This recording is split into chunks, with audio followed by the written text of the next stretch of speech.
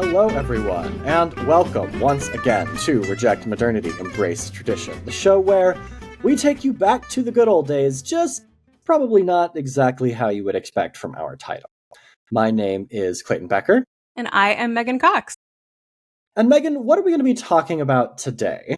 Well, today, Clayton, we are taking you back just as far as the good old days of the 1990s. Today, we are rejecting ICE, Immigration and Customs Enforcement, and embracing civil immigration law. Yeah, we had a little bit of trouble figuring out exactly what we were embracing here. I wanted to title it Embrace Literally Anything Fucking Else. But, that probably wouldn't pass the censors, or whatever. Again, we're not sure we can include swear words in the episode titles, but just know we're thinking them. Yeah, we are thinking them. Yes, exactly. Now, I want to, before we really jump in here, I want to say, Megan and I, we try not to, be the news here, right? We also try to keep things light, and that's in real peril here. Yeah, but unfortunately, ICE is nonetheless extremely important to cover right now because of the way that Trump and Republicans are just weaponizing the agency far beyond anything that it has done before. Especially following the passage of the Republican budget bill a couple of weeks ago, which increased funding for ICE and related agencies by more than 1,000%. We got to talk about what the actual fuck is going on here. Yep. So the basic point that we want to make right now is that we seem to have basically the worst possible immigration enforcement scheme right now. And a lot of it comes down to we have this just complete and utter patchwork of regulations that actually make up our immigration system. And most of them came out of the war on terror. Yeah. Like the way we are doing it and the way we choose to enforce it is very much a result of the war on terror. So we want to talk about the creation of ICE along with the Department of Homeland Security. But I also want to make sure that we discuss a little bit about immigration law and the colloquial usage of the term illegal immigrant, which does seem to have really lost all meaning. I think when it was originally used to describe a phenomenon or a problem, if you want to say it's a problem, it was used to describe people who crossed primarily the southern border between the United States and Mexico and did not report to immigration enforcement at any point. Those folks came into the United States, found jobs under the table, etc., and were not in the process of securing any kind of ability to reside in the United States lawfully. That's what illegal immigration used to mean when George W. Bush was trying to solve this in a comprehensive way back in 2007. The way illegal immigrant, again, air quotes on every usage of this term, by the way, the way illegal immigrant is being used now is being used to describe someone who crosses the southern border, usually the southern border, without pre-existing authorization to do so, and then presents themselves to immigration enforcement and requests asylum. That is how you request asylum. If you're doing it from your country of origin, if you're still there, you're a refugee. If you get to the United States first and then do it, you are requesting asylum. Not only is the right to request asylum protected in international law, it is protected in United States law. This is a thing that exists. We have a process to do it, and it's a perfectly legitimate way to seek legal status within the United States.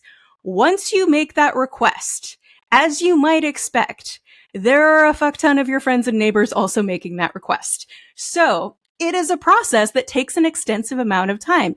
Each individual case is adjudicated on the basis of that individual's personal fear or concern that if they are returned to their country of origin, they will face grave bodily harm or this prospect of grave bodily harm. The United States, as well as international law, say that we can't send someone back to a place where they are going to face that kind of danger. That is called the principle of non-refoulement. And it is what we are adjudicating when we have asylum hearings, etc.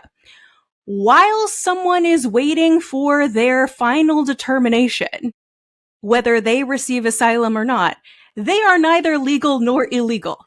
They are just here. Yeah, they're not. They are like a very definitely documented immigrant. The Yes. United States federal government knows they are here, right? They are attending regular appointments and check-ins. They are their address is being recorded. The United States is very aware of who they are and where they are.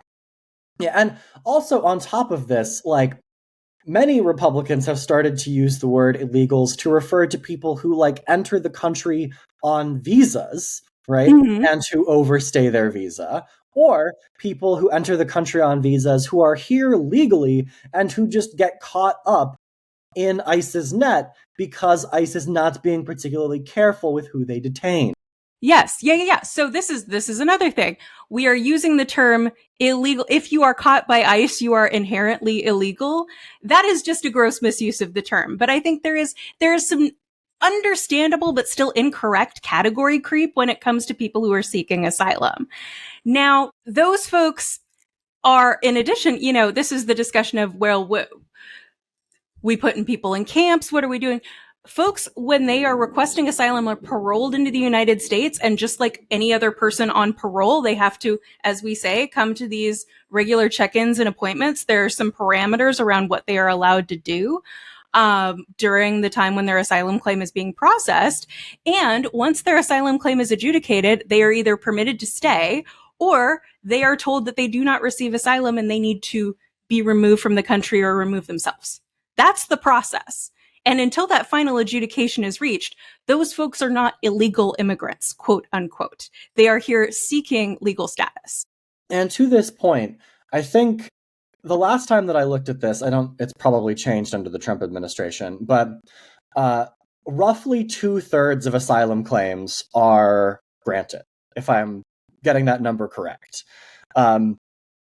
Like a large majority of asylum claims are not bogus at all. They are and they're not hard. I take that. It is hard to prove asylum, and these prove that you are qualified for asylum, and these folks are proving it. Yeah. It is very difficult. Additionally, as we discussed, I think on our immigration episode, asylum law really isn't designed to meet the needs of folks who are fleeing non-state violence. If you are fleeing gang or cartel violence in Central America, which is the case for many asylum seekers, you have to prove not only that you are afraid of the gang, but that your own government can't protect you. Yeah. And each individual plaintiff, each individual asylum seeker has to prove that for themselves. We can't just say, oh, the government of X country is incapable of protecting people from Y criminal organization. They have to prove it for themselves every time.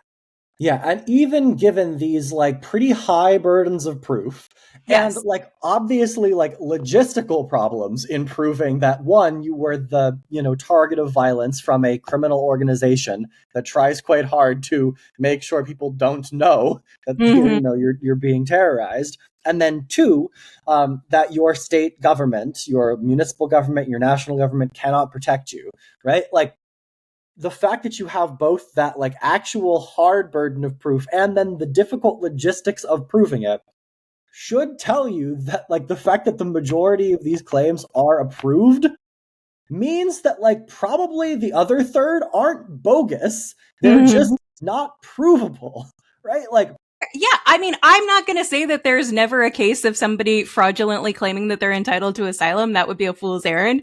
But it certainly seems like most people who are making this trip really have a good reason to be making this trip. Yeah, like you just sort of like choose like a little bit of an Occam's razor here thing, right? Like, what do you think is more likely? That these people are like picking up, leaving everything behind, walking hundreds of miles across Mexico to reach the southern border of the United States, then presenting themselves to immigration authorities to claim asylum, and that their asylum claim is bogus, or that it is not, right? Like, you got to ask yourself what you think is more likely in that scenario. Yep. So that's just the initial issue with the debate that we're having about this. And it also, then kind of explains why ICE would be so involved at, courthouses and such. Like, they are there picking up people who are in the process of having their asylum claims adjudicated or having other sorts of petitions adjudicated. There's that. Asylum seekers are not necessarily illegal immigrants, but the way that illegal immigration is being described at this point or is understood, it makes it tempting to speak about the folks who are being caught up in ICE's net as being illegal when that's not necessarily the case in terms of their formal legal status. Yeah, and I think it's also important to note that as ICE is rounding up lots of these people at courthouses, at immigration check-ins, right? Mm-hmm. They are treating these people as though they are violent criminals when the offense that they have committed, so to speak, is a civil one. Right? Like, merely being in the country without authorization is not a criminal offense. Like, being here in the country is a civil offense. To put this into some perspective, it's like you converted your garage into an addition without a permit. That's a civil violation. Yes, it's like roughly the equivalent of like having expired tags on your car, right? Like, it's not a criminal offense. And even entering the country illegally, even entering the country without authorization, and then not presenting yourself to immigration authorities to claim asylum, that's only a misdemeanor, right? Like, re-entering the country several times, that's a felony. We can argue about whether it should be a felony, right? But just entering the country illegally the first time is a misdemeanor. Roughly equivalent, at least in a legal perspective. Again, we can argue whether it should be considered this way, roughly equivalent to vandalism, shoplifting, or public intoxication, which are not super serious crimes. You're not usually arresting people with long guns drawn over shoplifting. Yes, or shall we say. Or walking through parks in Los Angeles on horseback, or in armored vehicles, or in full fatigues, you know? Like, it's, yeah. This is an unusual time, given the amount of force displayed for the level of criminality that is alleged to be occurring. Yeah. So with that in mind, let's talk about ICE themselves. Like, what are ICE? When were they created? What do they do? What are they supposed to do? What's the deal with these guys? Yeah. So there are a few different types of people who work for ICE. And you have enforcement officers in the deportation and removal operations unit. And I think that's probably who we're seeing the most of, though it is difficult to say. There are also Homeland Security investigations officers, though I saw a really interesting interview just on the street with a few of those officers from a independent media organization in Los Angeles, where this guy just like walked up to them and was like, "Hey, what y'all doing here?" And like, "Oh, we don't do that stuff. We're not them. We're just here because it's a big, I think it was a Dodgers game or something. We're just here to help out, you know, kind of thing. We're Homeland Security police." So, there are a bunch of different types of people that we're seeing. But the people that we seem to be seeing the most of would probably be those DRO, deportation and removal, officers. So you have, I don't think I'm getting that acronym right. It's definitely DRO, but I'll double check and make sure I get that right. These guys are the ones that we're encountering. They have tremendous resources at their disposal, as we now know. And ICE was only created in 2003, pursuant to the Homeland Security Act of 2002, which is what created Homeland Security as a government department and pulled a bunch of other things from other places and stuck it in the Department of Homeland Security. Before 2003, the responsibility of ICE was performed by the Immigration and Naturalization Service, and they reported to the Department of Justice. And if you think about where you're housing that agency might maybe change the mood or the posture of the people doing the work, think about how your perspective might shift from working for a Department of Justice, which has a much more legal focus or an investigative focus, versus the Department of Homeland Security, which seems to be more focused on the more militarized kind of Jack Bauer of it all. Yes, I think, like, really since 2003, like, really since we've been on this, like, quote-unquote war footing, right, with regards to immigration, it's important to recognize that the problems that we're experiencing with ICE right now are not new problems, right? They've been going on basically since the creation of the agency. the way that I put this in our notes is that ICE have long been a bunch of absolute dickheads, and they make terrible mistakes all the time. Um, because, as Megan noted, their primary focus is this sort of like militarized enforcement of immigration status, rather than this more legal focus of the Immigration and Naturalization Service, who, at least comparatively, right, we're focused on sort of getting things right rather than doing things fast, right? To provide just one example of like the most egregious kind of error that ICE can make, perhaps, arresting and deporting US citizens. A report from the Government Accountability Office found that from 2015 through the first quarter of 2020, ICE arrested 674, detained 121, and removed 70 potential US citizens. There is no like definitive figure for 2025, and I doubt we are going to get one, quite frankly, given the way that the administration seems to be trying to lock up all of the information of its wrongdoing. But given Trump's aggressive push to increase deportations, and given how many news outlets have reported stories of ICE arresting citizens, the numbers are undoubtedly worse than they used to be. And quite frankly, the fact that there is a non-zero number at all is completely damnable. Like, it is unconscionable that we find this acceptable. It's staggering to me, and I saw this mentioned. I got to get off Twitter, but I can't. The siren song, and I was really surprised, but also not surprised to see someone say, well, given the way the administration has stepped up enforcement because we've got this huge problem to solve with all these illegals, I guess it isn't surprising that they're going to get some US citizens involved. And I guess that's okay. And I'm like, no, you don't have to guess it's okay.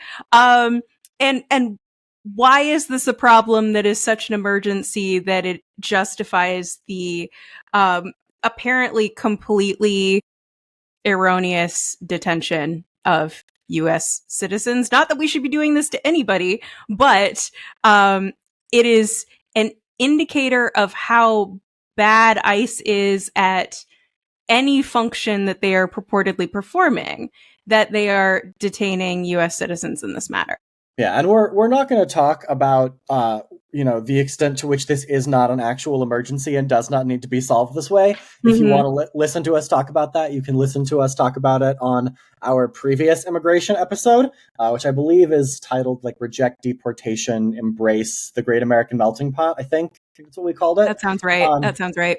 But right now, we really want to focus on, at least for this part of the episode, ICE's wrongdoing and like just how insanely militarized it's getting, and just like how egregious some of their actions are. Here's a short, non-exhaustive list of places that ICE has arrested people in the last several months. At home, at school, meaning children, right? Children, at their jobs, at medical appointments, at restaurants, at church, which I want to note here, and Megan's going to jump in on this, I think.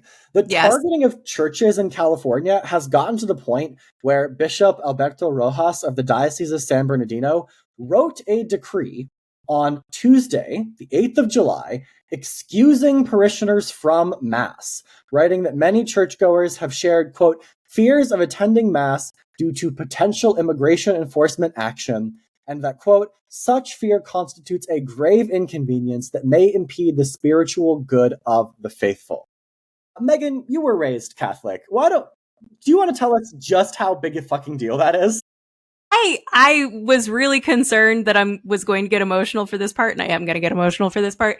I know life is a little bit different in Protestantism, a little bit, but the Mass and the particular taking of communion is the central component of religious life for a Catholic. It is the thing that is the most important. We do it every service. It's not a, first Sunday of the month kind of thing. Every time we have Mass, we take communion, and every other ritual in the Catholic Church is oriented around one's preparation for the taking of communion, or taking communion as part of your marriage, as part of healing of the sick, as part of your last rites. It's all part of that. And so for a bishop to tell his parishioners that there is something that could outweigh the need to take communion is such a high bar. It's wild. And I also think it's really damnable that the conditions that are causing this are coming from some of the same people who refuse to take proactive public health measures and not go to church. And that those folks don't have that same spiritual impetus. I mean, I'm sure they have some need that they feel is very similar. They need to worship in communion with their friends and fellow parishioners, but to say, like, I understand if you don't want to come to mass and receive the body of Christ because we can't ensure your safety while doing so. That is that's staggering. And yeah, it makes me so sad. Yeah, this is another instance of, like evangelical capital C Christians not understanding or not buying that Catholics are actually Christian to begin God, with. do you think so? Um, That's so bleak. I mean, I don't know if it's motivated by that, but if you were to ask them, like, how do you feel about the fact that Christians can't go to mass because of these immigration tactics? They'd be like, oh, well, Catholics aren't Christians, so I don't care. Cool. Cool. Yeah. All right. Anyway, continuing on our list of terrible places that they have detained people, ICE has detained people, at immigration court, as we mentioned, after cases were dismissed, at their citizenship interviews, after giving birth, coming back from a honeymoon to the Virgin Islands, which I should U.S. territory to U.S. territory of the United States, right? And at various sports games. They're targeting every part of American public life. And, again, maybe not the most important thing in the entire scheme of things, but Megan and I on this podcast are very big in the public life is important column, and it's making public life, quite frankly, a lot more difficult in the places where ICE is the most active. I can tell you, like, as someone in Los Angeles, it's not been phenomenal over the last few months, and lots of people are very scared. And frankly, the way that people look at that and they're like, oh, well, this is the price of freedom or something is insane to me. A complete inversion, just total complete inversion. Yeah, I think about, we have people affiliated with the university sending out emails just like, hey, heads up, there was an ICE operation over by a student housing facility, just so you know. I mean, the fact that even if you have all of your immigration documentation in order, you are still faced with the prospect of spending an extended period of time in detention if someone decides that they want to detain you. Basically, yeah, that's the way this is going. So to bring it back to the, sort of military footing, we've basically got a paramilitary organization conducting the enforcement of what are, in the vast majority of cases, civil violations, right? And, like, it's worth noting here that, like, because deportation is a civil process, like, deportation itself is a civil process, you are not entitled to the same legal protections as you would be in a criminal proceeding. And you don't have things such as the right to counsel or the right to a trial, right? These are administrative processes, right? And so we have ICE abusing this. But I want to make a quick point on this: the criminal versus non-criminal enforcement, because I think we keep using the word detain. And that is the word that is used in immigration law. But in criminal law, the difference between a detention and an arrest is when they take you someplace you don't want to go. That's an arrest. And so the idea that you are being arrested without the ability to contact lawyers, family, anything, that's how we get in a situation where people don't know where their loved ones are.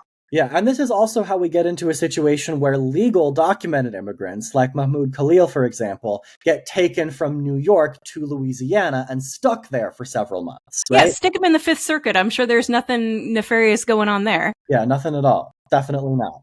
Not one of Good the God. craziest fucking most like right-wing ass circuit courts in the entire fucking It's country. okay. No more nationwide injunctions, though. Yeah, So totally. Yeah. really Um, shooting yeah. themselves in the foot there.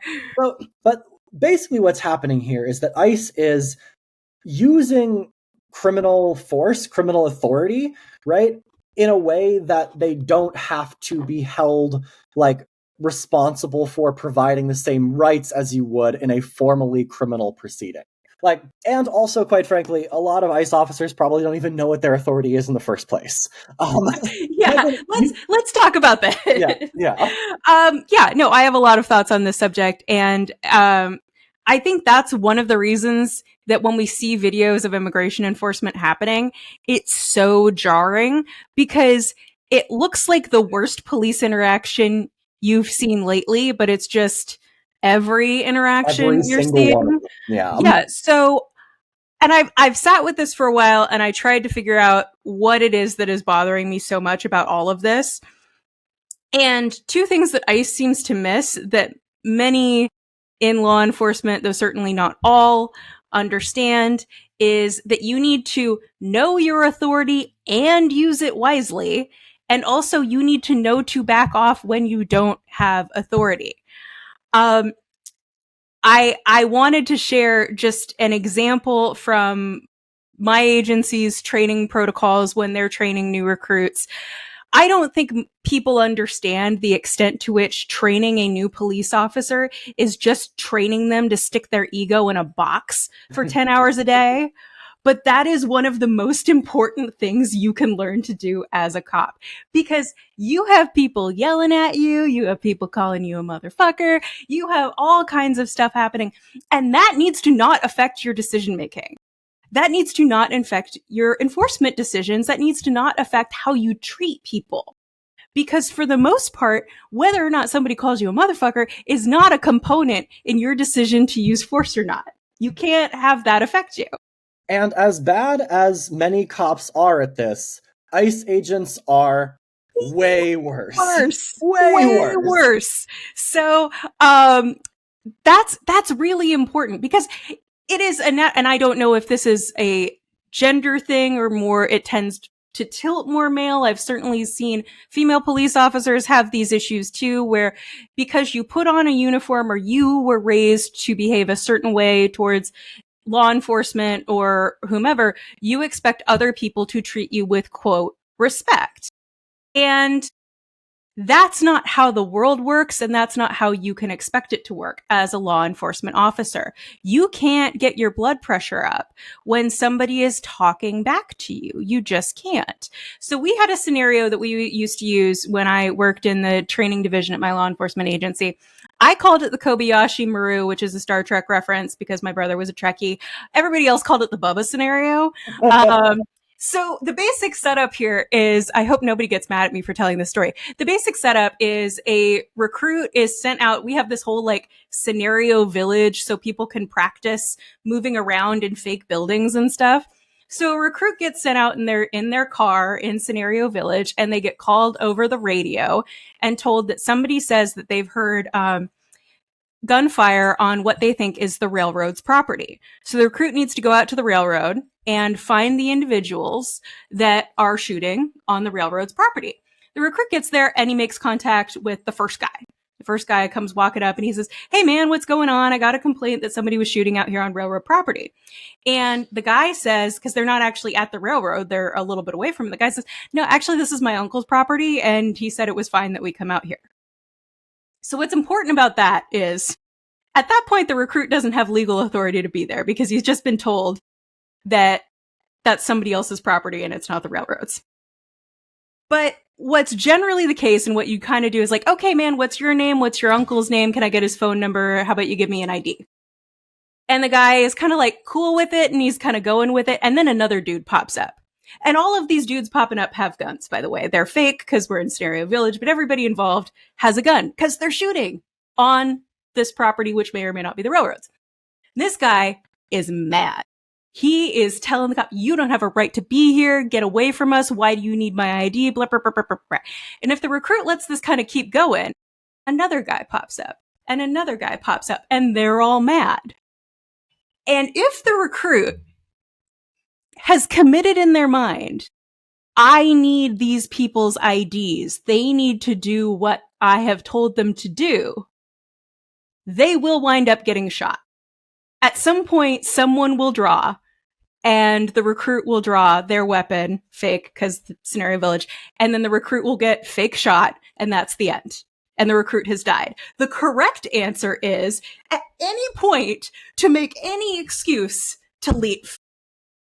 And that's how you don't die in that scenario. And the point is to prove to the recruits that sometimes people are not going to do what you say, and it's not worth it to try to get them to do what you say. Sometimes you just need to leave. Yeah. And especially in a scenario like that where he didn't have the authority to be there in the first place. And ICE frequently lack the authority to do basically 90% of the things that they're doing. Yes. And yet, they do not back off because they're a bunch of meathead idiots. And they've got it completely backwards. I said that earlier, you have to know your authority and use it wisely. That is a quote from the first superintendent of state police in Oregon, Sipu Pray. And he said that specifically, you have to know your authority and use it wisely, meaning you should not be doing 100% of the things you do have the authority to do. You should be considering if the juice is worth the squeeze in any given interaction. And exactly as you say, we saw a video of ICE chasing a man into a doctor's office, and a doctor, I think it was a nurse, somebody in scrubs, getting shoved up against a wall and pinned by her neck by an enforcement officer. Did you really need to do that? Or did you feel the need to make a point? Or did you think about it at all? I think the answer to all of those questions is no. Definitely no to the did they think about it at all, right? But I think that, like, you know, a significant part of this, for me at least, and maybe you can chime in here with your experience in law enforcement, is that a lot of ICE employees are just dumb. I'm not impressed. And not good at their jobs, and would not pass muster at any actual law enforcement agency, right? Like, they are the very bottom of the barrel. Like, just to run through with you what the ICE website lists as the minimum qualifications for being one of these DROs. Did you confirm what the acronym stands for, by the way? Yeah, okay, so it is DRO. I couldn't figure out what the website is not being super helpful right now. I know I'm just going to say deportation or removal officer, and if that's wrong, whatever. Yeah, the people who are in the videos doing the terrible shit, right? The following qualifications. I think it is just a deportation officer, and that it is enforcement and removal operations. Okay. So, okay. Yeah. So here are the 4 things that you need to have as minimum qualifications: U.S. citizenship, a driver's license, be eligible to carry a firearm, and be younger than 40, unless you are a veteran. Applicants also have to not be on drugs, pass a physical fitness test, and a background check, as well as a medical physical to make sure that they are not, like, dying of cancer or something. And that's it. That is all. There's no pre-employment exam or academic requirements or anything. And so a lot of people who end up in these roles are complete fucking asshats. I mean, I do want to say that's not, like, wildly different from a lot of law enforcement agencies. Some of them, mine did have a, pretty basic reading and comprehension style exam. It's the lack of any anything. Yeah. Like, even the United States Army has an exam that they have you take to, like, know if you're an idiot, and so like they know that you can only do certain jobs if you score low enough. ICE does not have that. We're not doing any of that. They do. I think. I do want to say I was unable to get the curriculum for the DRO. When I was looking for the curricula, it was DRO. This is why I'm all confused. When I was looking for the curriculum, I couldn't find it, but I could find the student handbook for the Deportation and Removal Officer School, which is, I think, 16 weeks. You need a 70% on, I think, 4 different tests that they take at different points in time to pass. And not exactly a high bar. C's get degrees, baby. Yeah. So that's what's going on with that training. But you have to imagine right now, to the extent that they have been staffing up over the last few months, when you are in a massive hiring drive in any organization, you reach a little bit lower down into the barrel Yeah, than you standards get a would little bit lax, otherwise. such as the standards exist to begin with. Yeah, absolutely. So, even though this is the absolute floor, you might be getting a little bit closer to the floor than you otherwise would.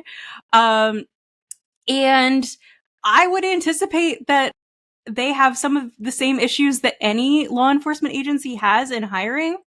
Among them, the people who actually want to be in law enforcement are often not the people you want enforcing your laws. Yeah. They're the people So, who will get shot in the Bubba scenario. yeah, it's a very narrow target. Yeah. So, it's tough.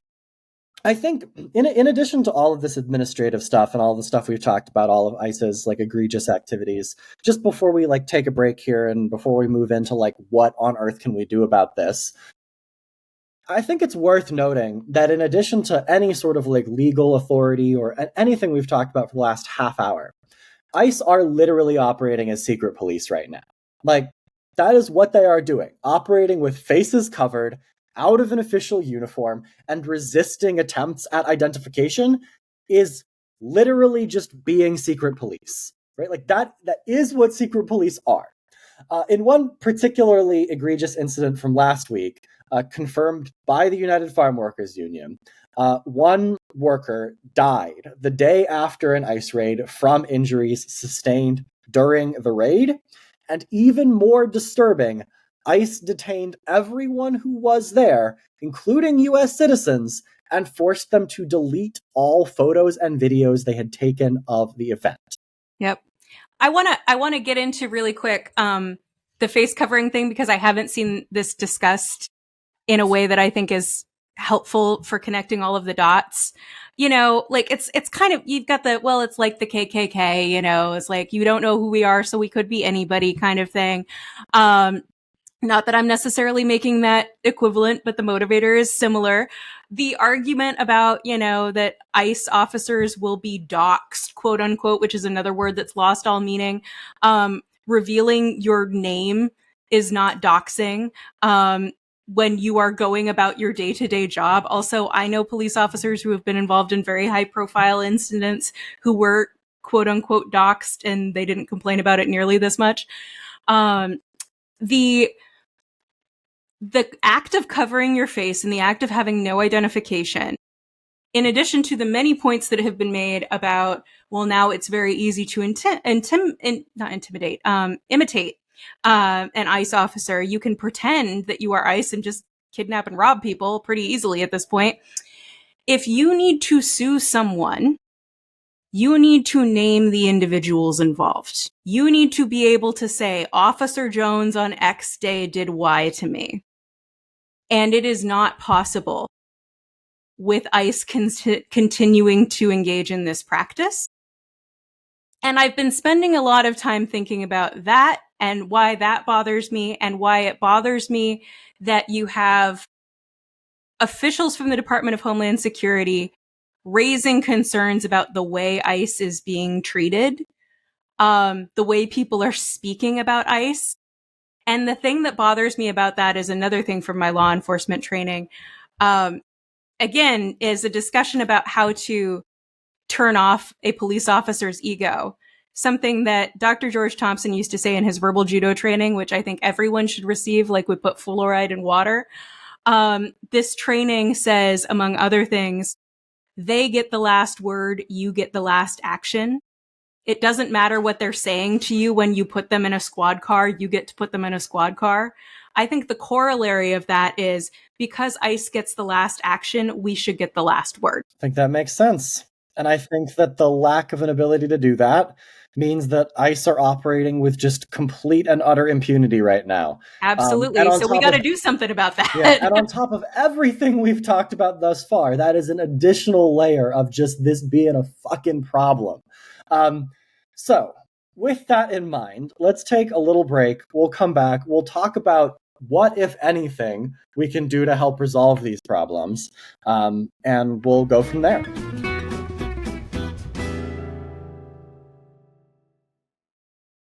Welcome back, everyone. When we left you, we were discussing the many problems that we can see with Immigration and Customs Enforcement, also known as ICE. And we think we're really going to have to make some substantial changes if we're ever going to have reasonable, humane, civilly enforced immigration anytime soon. Yeah, so we want to just reiterate at the top here of this second half, like, if you would like to hear our policy opinions on what we should actually do with immigration, go and listen to the episode that we mentioned earlier in the podcast, the Reject Deportation, Embrace the Great American Melting Pot. That we talk much more about open immigration and, like, you know, reforming the immigration system to allow more people to come here, temporary workers, all that jazz. But assuming that there are no changes to underlying immigration law, assuming that, like, the American public is not with us on that episode. If we must enforce our current immigration scheme, here's how to do it without turning into fascists. Yeah, exactly. Like, if we do actually need to adjudicate immigration claims in some way, right, in order to, like, placate the right wing, right, and get them to stop being fascists, right, at least on this particular issue, right, like, whatever. Here's how we go about doing that. God, it's so bleak.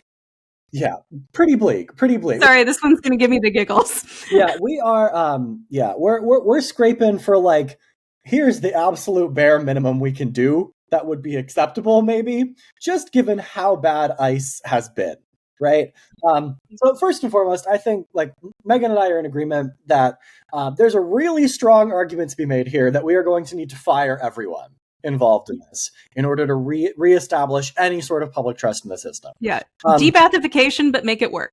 Yeah. I would argue, I don't know if Megan agrees with this because I have not run it by her. I would argue we're also going to need to prosecute many of the people involved in this rather than just firing them. But that's, like, the first step here. Yeah, I was thinking about this after I saw this in the notes, and I'm like, under what? How would we do that? I don't know. I don't care. Violate the legal principle of, like, you know, whatever it like is. Ex post facto laws. Yes. Violate that legal principle. Like, oh God.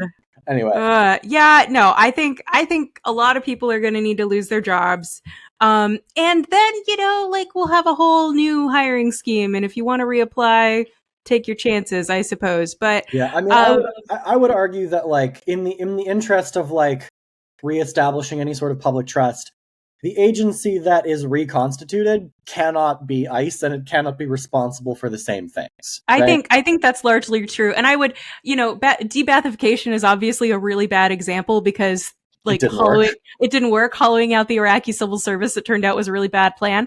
But an example of a country that successfully fired all of its cops is actually Georgia, like, in the Caucasus, the country, not the state. And they had a police force that was so corrupt because they didn't pay their police officers. They got told to go out and earn it in bribes. And so they had a new government come in, and the government says, all right, we all of you are fired. There is no way to enforce the law in a way that people have confidence in if you all are still here. So there is precedent for this happening and being functional and not descending into anarchy. So it can be done. But I would agree that whatever is left to enforce immigration laws cannot look like this. This is so fraught at this point that there is no way to disabuse people of the distrust that they have in this system, I would imagine. Yeah. And I think, like, you know, we'll get into this a little bit later in this back half, but it's also going to be necessary, I think, to just completely change the remit of this reconstituted organization to focus on, like, actual criminal activity. Only criminal activity that it's, like, actually constituted to deal with. Right. Immigration fraud. That's a thing, and it used to be a thing that ICE investigated, but all of the resources are being pulled from that to Yeah, or like human Yes. trafficking, like Yes. that, like bringing people into the country for the purposes of like selling them into like indentured servitude or slavery, right? Like Hmm. things Hmm. that an immigration agency, at least nominally should be responsible for if you don't trust like local law enforcement to handle it because it, operates over and across jurisdictions and it makes coordination difficult or whatever. Like those are the only things that an immigration focused law enforcement agency should be focused on. But before we get into sort of more of that, we have some recommendations, as it were, for like the base level like minor tweaks we might be able to make here. Small Yeah, ball. Yeah. yeah, like I did put together a list of changes in tactics that I thought with my experience might actually be useful, helpful, and implementable. The first one, although it's a bit bigger, and this is why I was a little bit reticent to title the episode what you wanted to title it, which is "Embrace Civil Immigration Enforcement." And I think that because the penalties are often more criminal than they are civil, they include quote detention, holding people in a jail-like place. Um, you need criminal protections for the people who are seeking asylum or seeking to remain in the United States or seeking to prove or demonstrate that they are lawfully in the United States and should be released from detention. You could make an argument that many of the issues we're seeing right now with the way ICE is behaving could be fixed by moving it to a criminal system rather than a civil system. People get lawyers. People's lawyers are told where they are, for God's sake. People have the opportunity to contact their families. We're running this parallel carceral system that does not have the protections that a normal system would have, including, it sounds like, is not providing the same health facilities, is not providing the same nutrition, is not providing the same like housing. The kind of housing that is being provided would get any state Department of Corrections sued into oblivion and then stuck with a consent decree for a decade. This is wild. So yeah, I like think again, to point it out here, like as bad as conditions are in the normal justice system, often they are 10 times worse in this parallel system that ICE has set up for themselves, where they can just throw people into cages made out of fences in the middle of a swamp in Florida. Anyway, yeah, sorry. you can't do that in the criminal system. And if ICE can't get its shit together, we should consider eliminating its ability to run its own show and moving that into the criminal system, which already exists. Yeah, and so this is like one half of maybe what you can do here. My take on this was rather that like immigration offenses as they are constituted today, like only happen after someone has already like faced been in Criminal contact with the consequences. normal criminal justice Yes. system, right? Yeah. Like Yeah. Yeah. Yeah. you only get deported if you have been convicted of a felony or something like that, right? Like Mm-hmm, mm-hmm. up to that point, if you're in the country unauthorized, like there needs to be some sort of like pathway to citizenship, or it's like a civil process for being sent back to whatever country you come from, rather than what's happening right now, which is you get grabbed off of the street by people wearing masks, and your family don't know where you end up. Yeah. And Yeah. again, Either way, we got to fix that part. yeah, and just to reiterate, like this is the absolute bare minimum, Bare right? minimum. We're not Bare saying this is minimum. good. Yeah. Yeah, like bare minimum that we think we can like force through a Senate where we like need 8 Republican votes after the Democrats have a 52 seat majority or whatever, right? Yeah. Like, Yeah. Yeah. yeah, the Absolutely. We're absolute bare not minimum. aiming for the stars here. Yeah, So our next thing in not aiming for the stars, I need this administrative warrant nonsense to end. To the extent that folks have not demonstrated the ability to use administrative warrants responsibly, the protection of a judicial warrant is that a judge has to review it and approve it. That's why we do them for criminal matters. So if you've demonstrated that you need the check and the balance. The check and the balance shall be yours. So no more administrative warrants, no more ALJ approved, administrative law judge approved warrants. It needs to be a warrant signed by an Article 3 judge. Maybe just for the benefit of the audience, could you explain a little bit more fully what the difference between these two things is? Really, yeah, okay. So it's a separation of powers issue.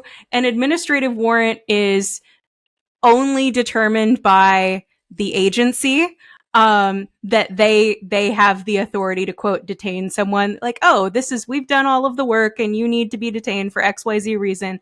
But no one outside of the agency, including, like, this includes the administrative law judge, who is working for, depending on your system, an administrative law judge either works particularly for the agency or works for an agency of administrative law judges, but is still a creature of the executive branch.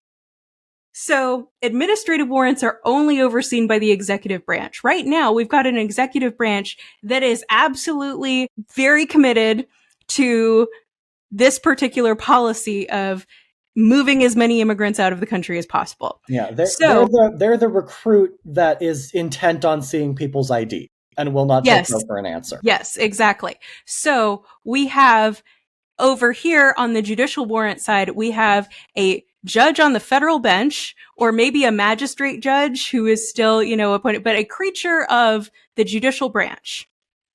And they are not responsible or responsive to the executive in the same way an administrative law judge or anybody who works for the executive branch is. And so we have got two branches of the government involved when you have a judicial warrant. And so you have more separation, you have maybe another viewpoint involved. And even Republican appointed federal judges and Trump appointed federal judges have been demonstrating independence on issues, including this one. So getting to a point where we're having judicially signed warrants means that we will have a bit more of, as I said, that check and balance. And if your complaint about that as a member of the executive branch or just a person on the street is, but won't that take a while? Yes. And why is that bad? Yeah. Again, we don't need to be arresting the number of people. Actually, an emergency. Yeah. Yes. And to that point, right? This is something we didn't mention earlier. Like people in immigrations and customs enforcement in the Department of Homeland Security, like they are facing enormous pressure from the Trump administration to arrest as many people as possible, right? They're going for the low-hanging fruit. Yeah. They're not, the idea that ICE needs to go out and arrest criminals. If they're criminals that are committing crimes other than immigration crimes, then other law enforcement agencies are also going to be looking for them, and they are not going to find them standing outside a Home Depot looking for a 10-hour work shift. Yeah, or, working in a restaurant or working on a farm. Like, nope. The supposed justification is just like complete hogwash, right? But it does not lessen the fact that these administrative judges are feeling that pressure from the administration. And judges that belong to the judicial branch do not have the same level of leverage over them. That the administration does not have the same level of leverage over them that it does over these administrative judges. Lifetime appointment, baby. And so even just that basic fact helps to, at least, again, fucking bleak as hell, bare minimum here. Bare minimum. That does help to make sure that ICE is operating within the confines of their actual authority, even as they continue to, abuse that authority, right? Yeah. It provides that slight little check on them in a way that the current system, the current way that we're doing things does not. Yeah. Clayton, would you like to read for me the next bullet point in our notes? Because I put it in there and I think it's very funny. Yes, Megan wrote in our notes, no creepy shit. No welfare checks. Quote unquote. This is something that I heard about in the context of specifically women and specifically children who were in the asylum system, where ICE is coming to their homes and requesting that they step outside to speak with the officers, again, without a warrant. And then if you step outside, obviously it's not a situation where we need a warrant to come in. But the thing that was killer, this is, again, it's a story from a lawyer, and I have no reason to doubt the lawyer's version of events. And this is one of those situations where you're probably never getting corroboration one way or the other. But you go to a home where a woman who's in the asylum system is staying, and perhaps there are other people in the asylum process in the home. The woman is asked, to step outside so you can speak to us. And she says, no, I don't want to come outside and talk to you. And that gives the officers probable cause to believe she's being trafficked because the other people in the house don't want her to leave the house. And I'm like, that needs to stop. Yeah, that's creepy as hell. Yeah. So that, I have a problem with that because it is, law enforcement uses pretext to entrap criminals all the time. And I mean entrap, not in the common usage, not in the legal usage. Law enforcement uses pretext to get people to admit to things.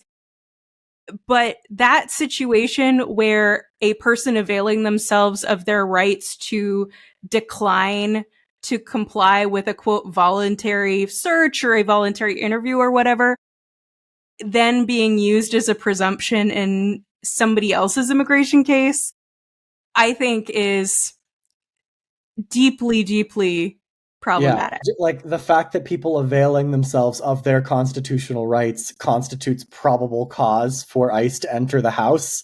Ridiculous. Like, Yeah. insane, quite frankly. Yeah. And speaking of things that are insane, we've talked about plainclothes ICE officers, ICE wearing masks. The first video I saw, I want to tell you this, the first video I saw of a plainclothes ICE raid with no badges was at a food truck. And it was all on video. And I sent it to my former partner, who's also a former police officer. And I said, this is an officer safety nightmare. People are absolutely going to shoot you if you come up all guns blazing, like coming in all hot to a workplace with no identification. This is a really bad idea. And it's a bad idea for many other reasons too. Yeah, like you have the statistics that the Trump administration keeps citing, which who knows if they're accurate in the first place, right, with this administration. But the numbers that they're citing are like a 500% increase in assaults on ICE officers. And it's like, well, one, people don't fucking know that it's ICE in the first place. Because they're wearing plain clothes, obscuring their faces, and in these big fucking Oakleys that could just be like four guys in the back of a Dodge Durango trying to kidnap you. Yes. Yes. What are we doing here? Absolutely. Like, are we really saying that the presumption is now that you should, in fact, comply with potential kidnapping? Because as a woman, I've been told my entire life, do not let a man take you to a second location. Like, I'm not getting in the back of that car. Yeah, I think it's perfectly reasonable to resist. Also, when it comes to that statistic, I'm like, how much of that is just people yelling at people? Yeah, and then also, how much were ICE agents getting assaulted before? Is also a valid question. Is this 500% increase because in 2024 we had 10 assaults and now we had 50 out of like hundreds of thousands of enforcement actions? It's almost like you're getting a stats major. Yeah, fucking insane. Anyway, so I'm glad we're having fun with all of this. Well, all of this is a nightmare. Again, everybody, I am like slowly descending into madness. I mean, this is my only way to deal with it. People cope in different ways, right? Yeah, totally.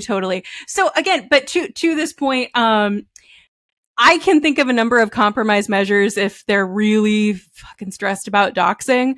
But the problem is any of these compromise measures kind of are predicated on folks trusting some office within ICE not to lie to them about the identity of officers when they need to sue or need to know somebody's name for a public records request or whatever.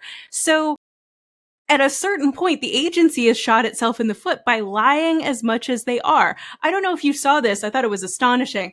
I'm not surprised, but also it's a big deal. The judge in the Albrego Garcia case has said that the government has kind of lost the presumption of regularity, basically the presumption that everything has been done appropriately that can be rebutted then by another party. The government has lost the presumption. And that's appropriate under the circumstances, but still a very, very big deal. Yeah. Like the idea that the Justice Department, that like the judicial system is basically saying, we are assuming that you are lying to us when you tell us things, is the first time I can remember it happening. Yeah, it is a massive deal. That's the sort of thing, we talk about like lying to the tribunal being the sort of thing that you get sanctioned and or lose your bar license over. And so lawyers tend to be very, very, very, very careful about making sure that they are not lying. They might be spinning or focusing on narrow attentions, or they're making an argument, and it's not a completely specious argument, but straight up lying to the tribunal is a big deal, and it is the sort of thing that limits your career options going forward. Yeah.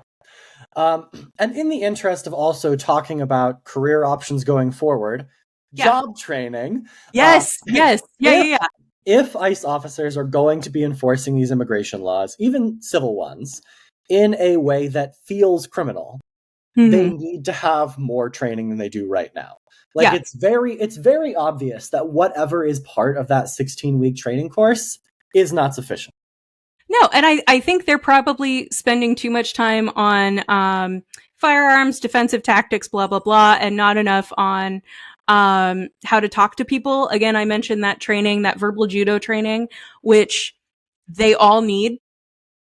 I don't care that it's trademarked and only offered by one company. This is like the one time where I'm like, yeah, you should just pay them what they're worth, because it's very, very good. And you should be trained, I think, on more investigation. If what I think is happening, this is an educated guess. If you are a deportation officer, you aren't doing a whole lot of investigation of people's immigration status. You get a name and you're told to go. Yeah. And so if you are in a situation... Yeah.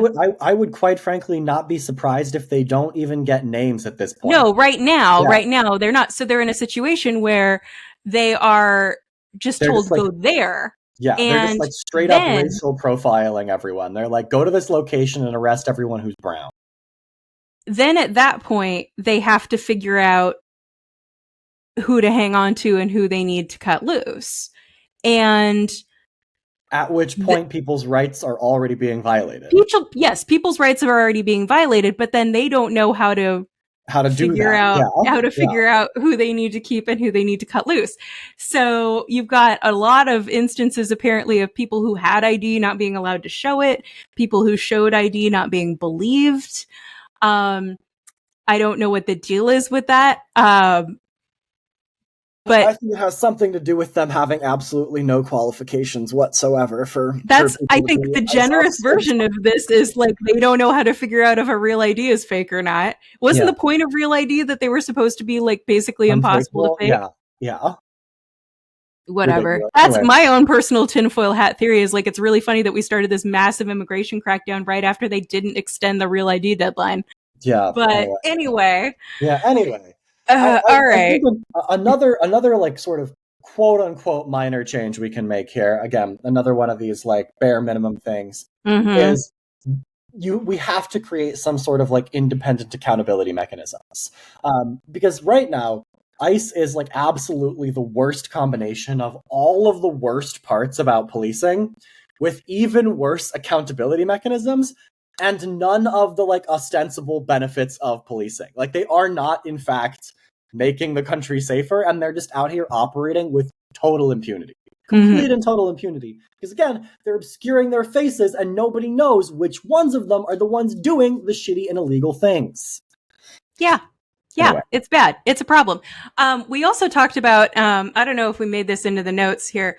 Law enforcement has been dealing with this for years, certainly not just since 2020, but there were a lot of changes made in and around 2020, um, including things like misconduct databases.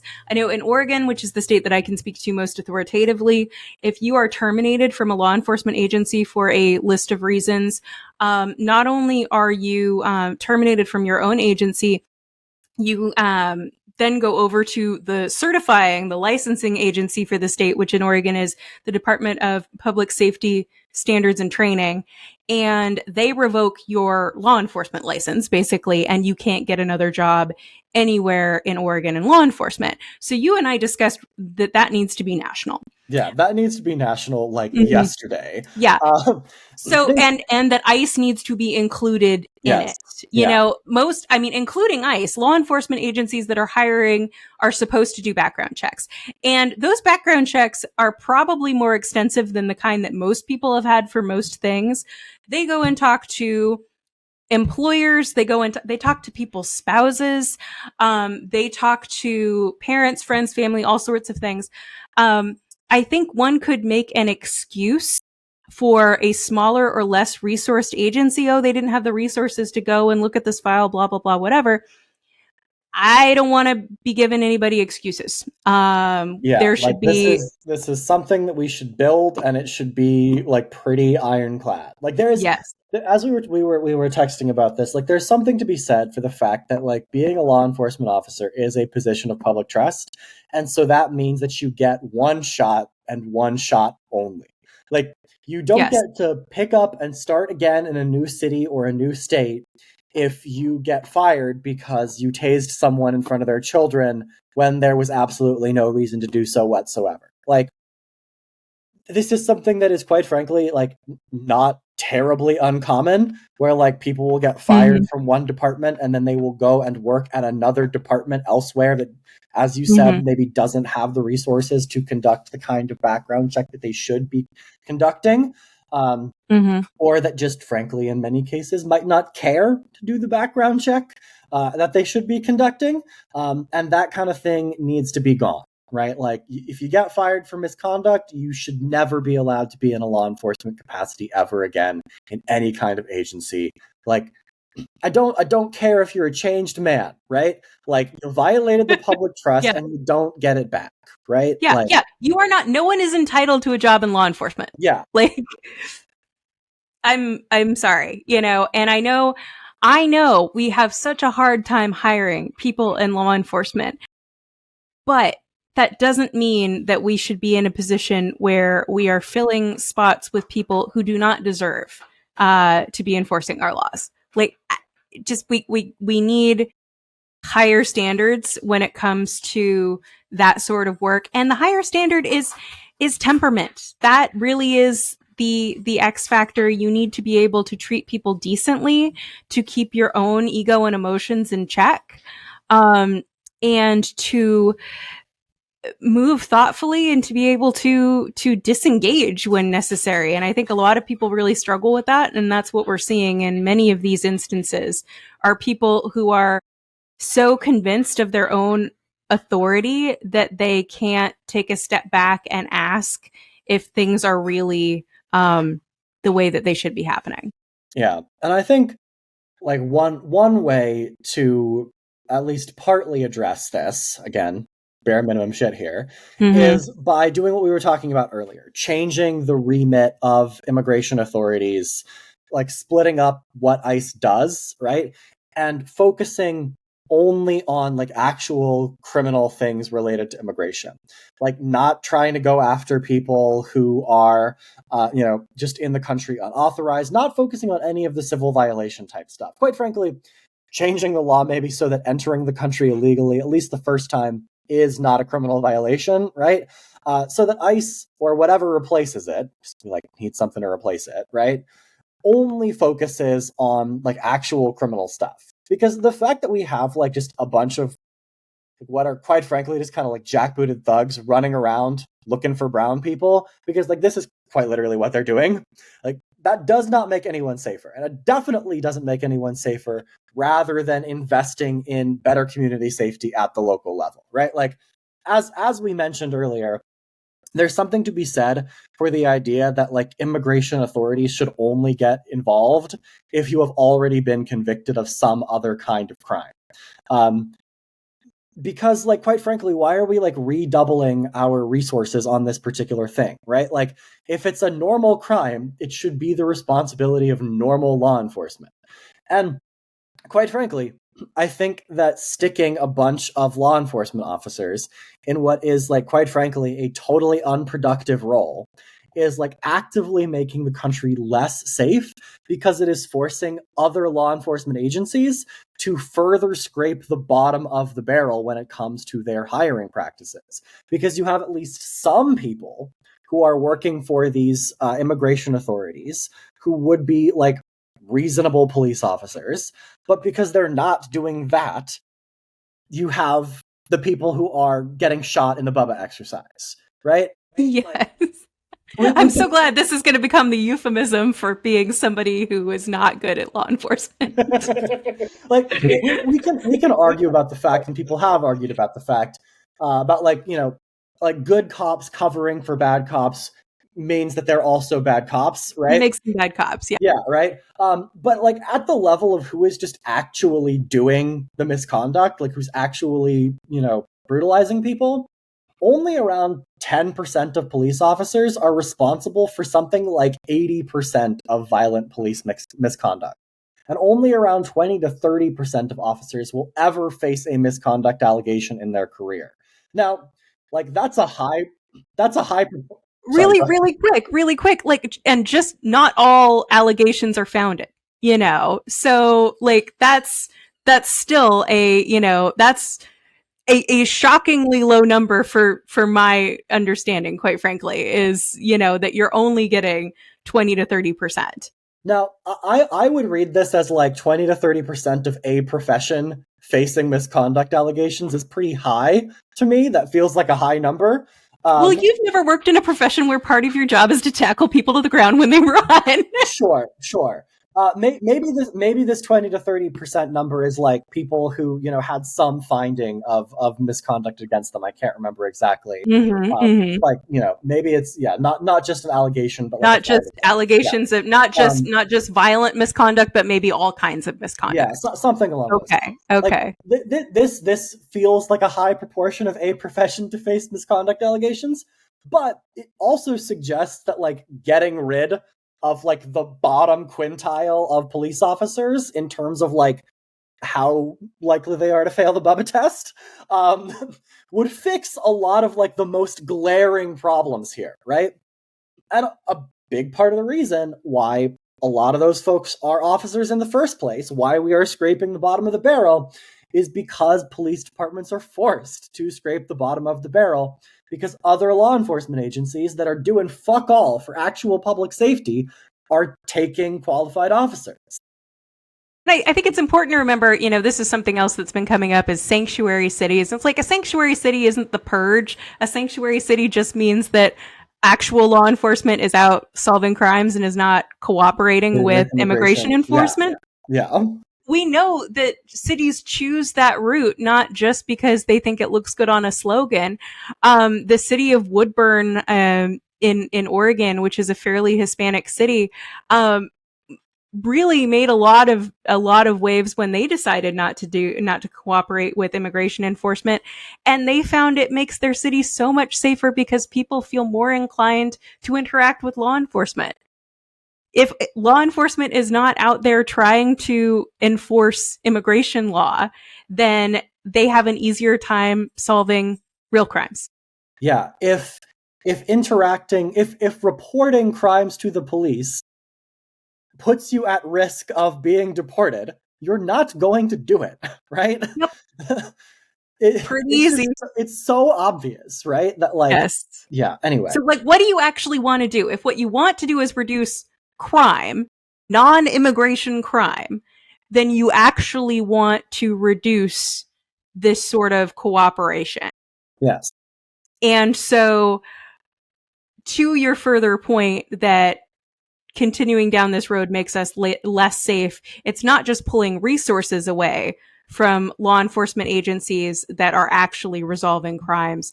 It is deterring people from participating in the resolution of crime as well. Yeah. And it's like, there are times in which you probably should report that a crime has taken place, right? Like if someone committed a hit and run, or if someone assaulted someone, if someone stuck a bank up or robbed people. These are crimes that are actual problems, right? Yes. And in certain cases, especially in cases where you'll face assault or burglary or robbery, or other types of assault, especially sexual violence, people will not report those because they are afraid of what will happen if the local authorities are cooperating with immigration, and merely reporting that you have been victimized risks you getting sent back to a country that you left because in that country you were being victimized. Again, it's so painfully obvious that this worsens public safety that I don't even really know where to go from there, right? Yeah, I also am frustrated by the fact that this doesn't seem to be making anybody safer. I haven't had the opportunity to speak to a person who feels safer on the basis of what is happening. So I can't really put myself in the shoes of someone who believes that. But of course, it's disappointing not merely because it diverges from our policy preferences, but because we're watching our fellow community members being victimized. And it's appalling. It's all really appalling. Yeah, it's so utterly bleak. And I know this second half we've been talking about a lot of things that are very decidedly half measures, right? But we got to do something. We got to do something. Anything. We got to do something. And it seems that our fellow Americans are not necessarily with us on our preferred immigration policy solutions. So if one is truly convinced that the greatest harm to our country and the panacea that will solve all of its problems is removing a certain percentage of immigrants, then is there a way to do that minimizes harm? Yeah, or that at least, it's a harm reduction strategy. At least convinces those people that something is being done, right? Mm-hmm. That, we're tackling the issue in a comprehensive way. Even though none of these solutions are in any way comprehensive, right? There's a certain political reality that I think we need to sink our teeth into right now and do literally anything other than what we are doing right now. Because what we're going to end this on a positive note. I promise you. Go ahead. Yeah. What we're doing right now, I think you were going to say, is absolutely the worst of all possible worlds and is not making us at all safer. Is that where you were headed? Close enough. Okay. I do want to say this. If you've been following the polling on Donald Trump's performance on immigration since the election, it has been tracking downward, falling off a cliff. It's bad. It's bad. It's really bad. While that has not changed people's perspective on what their preferred immigration policies are, this enforcement is extremely unpopular. So, if nothing else, I think we have demonstrated to the American public that the things that are being done, or the easiest quote unquote things to do to achieve their immigration policy aims, are going to look horrifying. And hopefully that puts people off this kind of immigration enforcement for a long, long time. Fingers crossed, man. Fingers crossed, right? But I guess until we do those things, until we move away from this just absolutely horrid system of immigration laws, enforcement practices that we're using right now, until we do that, I have been Clayton Becker. I have been Megan Cox. And we will see you guys on the next one.